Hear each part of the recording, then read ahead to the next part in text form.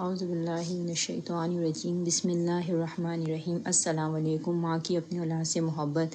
اشفاق احمد کہا کرتے تھے کہ آدمی عورت سے محبت کرتا ہے جبکہ عورت اپنی اولاد سے محبت کرتی ہے۔ اس بات کی مکمل سمجھ مجھے اس رات آئی جب گزشتہ صدی کے آخری سال کے موسم بہار کی ایک رات میں میری شادی ہوئی۔ تقریباً 2 سال ہو گئے تھے اور بڑا بیٹا قریب 1 برس کا تھا۔ اس رات کمرے میں 3 لوگ تھے، میں، میرا بیٹا اور اس کی والدہ۔ 3 میں سے 2 لوگوں کو بخار تھا، مجھے اور کوئی 104 درجہ اور میرے بیٹے کو 101 درجہ۔ اگرچہ میری حالت میرے بیٹے سے کہیں زیادہ خراب تھی، تاہم میں نے یہ محسوس کیا کہ جیسے کمرے میں صرف 2 ہی لوگ ہیں، میرا بیٹا اور اس کی والدہ۔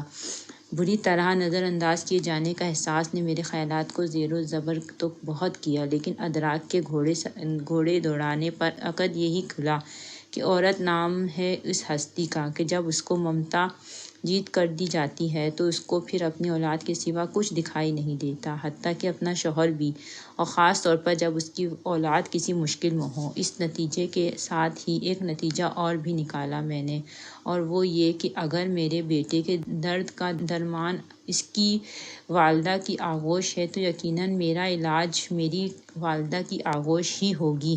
اس خیال کا آنا تھا کہ میں بستر سے اٹھا اور ماں جی کے کمرے کی طرف چل پڑا۔ رات کے 2 بجے تھے، پر جوں ہی میں نے ان کے کمرے کا دروازہ کھولا وہ فوراً اٹھ کر بیٹھ گئیں، جیسے میرا ہی انتظار کر رہی ہوں۔ پھر کیا تھا، بالکل 1 سال کے بچے کی طرح گود میں لے لیا اور توجہ اور محبت کی اتنی ہیوی ڈوز سے میری آغوش تھراپی کی کہ میں صبح تک بالکل بھلا چنگا ہو گیا۔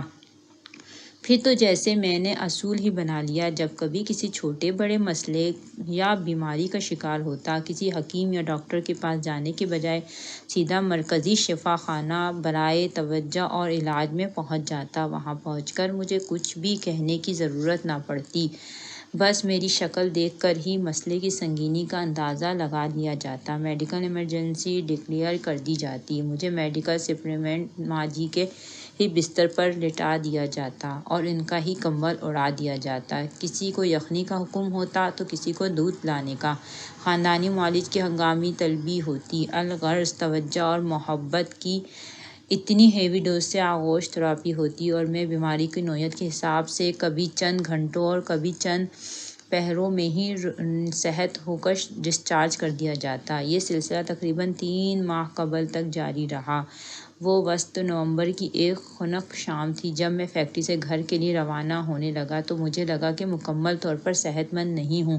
تبھی میں نے آغوش تھراپی کروانے کا فیصلہ کیا اور گھر جانے کے بجائے ماں جی کی خدمت میں حاضر ہو گیا، لیکن وہاں پہنچنے پر اور ہی منظر دیکھنے کو ملا۔ ماں جی کی اپنی حالت کافی ناگزیر تھی۔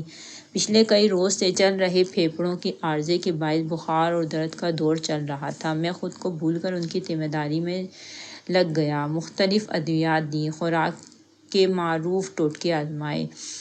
مختصر یہ کہ کوئی 2 گھنٹے کی آؤ بھگت کے بعد ان کی طبیعت سنبھلی اور وہ سو گئیں۔